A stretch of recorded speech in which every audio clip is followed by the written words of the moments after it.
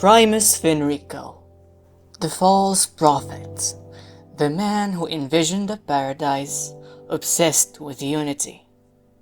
He ruled over Ragunna for the last 2 decades, taking over once Cartithia stopped the second dark tide through sealing it in Avenolium. His ascension has always been shrouded in mystery, as how can the seemingly ordinary student of the faith suddenly rise to a position of absolute leadership? Fenrico claimed to hear the voice of the Sentinel Imperator, becoming their self-proclaimed resonator. He concealed the fact of Imperator's true form, and caused the death of thousands by sending them on the pilgrim's sail, directly into Gehinnom's gaping jaws. But let's not get ahead of ourselves. Let's go back to a specific moment in his life, his coronation. Initially, while researching and rewatching multiple in-game cutscenes, I found out that in Hecate's boss room, we can spy a statue of a bowing Fenrico, facing that of the witch herself. If you're unaware, Hecate's theme and her boss fight is called Thespian's Coronation, which, if applied to the scene in front of us, would make Fenrico a thespian, an actor in a play, a liar in a way. At this, one can reasonably assume that he was bowing to Hecate, perhaps as a form of deal to ascertain his ascension. One can also reasonably assume that the first prophecy was about him. I mean, think about it. Abandon all the trifles of sentiment, and you shall ascend the throne. That is pretty much Fenrico in a nutshell. However, was it really Hecate who told him such a thing? Let's rewind back a moment. The wildcat has sounded thrice, and the hedgehog 4. The peculiar bird sings. The moment is upon us. That was a reference to Shakespeare's Macbeth, particularly the scene where 3 witches conjure a dark prophecy for the protagonist, telling him that he will become a king. That settles it, right? Surely that means Fenrico was given the prophecy by Hecate and followed it to ascend the throne. Well, why would Frolova, the musician, the conductor, quote Macbeth, a play by Shakespeare? Why is Fenrico referred to as a thespian, a term directly associated with theater? Why do the events unfold like it's some sort of theatrical drama? Let me start again. Frolova gives Rover the prophecy, just like how the 3 witches give Macbeth the prophecy. She tells him of things that have already happened, prophecies of events that have already been fulfilled. Abandon all sentiment and you shall ascend the throne. These were never Hecate's words.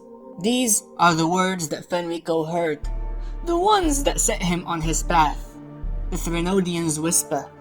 Indeed, the dark tide is described by Cartithia as a form of paradise, one characterized by the lack of hunger, sadness, suffering, and emotional desolation. Ever since 2.0, Fenrico was described as having a vision of an ideal dream world, a paradise. The dark tide is a wave-worn phenomena brought forth by the Threnodian Leviathan.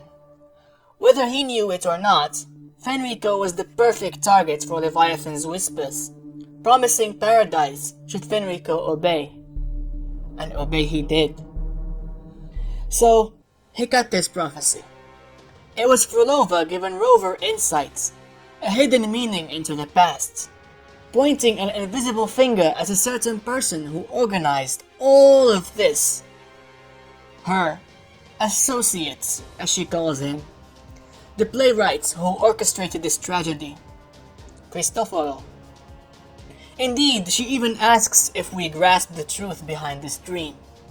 2 prophecies fulfilled, and the last, we rewrote it in Septimons. It's all a play, written by the author, one that he claims wasn't very well received, neither by the audience or by its very own actors. And better yet, one that isn't even over. In the 2.5 trailers and teasers, Cristoforo is seen twice, once appearing and once disappearing from and into one of Scar's portals. We all saw these scenes. Many even speculated this was how 2.5 ends. Frolova retrieves the gemstone and leaves with Cristoforo. But again, is that really how it is? Does that give you the vibes of a grand ending? Frolova describes this act as a final cadenza, a final solo moment improvised by a musician, typically at the end of a concert. But really, does Cristoforo randomly showing up to teleport her out towards the end meet that description? Let's look at this from another angle. Scar is now free, as we've seen him in the ending of Septimon's story. We know that he was broken out of jail by Frolova. He is in her debt. Yet, he isn't the one who shows up at this supposed ending to portal her out. Well, and we all know Scar. He would jump at the chance to meet the Rover again.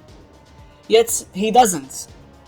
It's Cristoforo, the man whom Frolova had just screwed over in the previous patch by giving Rover the script and foiling his entire plan of resurrecting the Trinodian. Take another look at this scene again. We will one day welcome its conclusion. And when that moment comes, we must act. We see Frolova look back as if shocked. Then, Cristoforo slowly leaving through the portal with a smug smile. And then, Frolova is sent flying by an unknown force. Vengeance, perhaps? Or maybe just a small push towards the grander narrative. We'll find out together. If you enjoyed this video, make sure to like and subscribe for more Wuthering Waves lore and speculations. Share it with any of your friends who enjoy speculating about future lore content, because I sure do. And comment down below what you think will happen. With that, thank you so much for watching, and I'll see you around.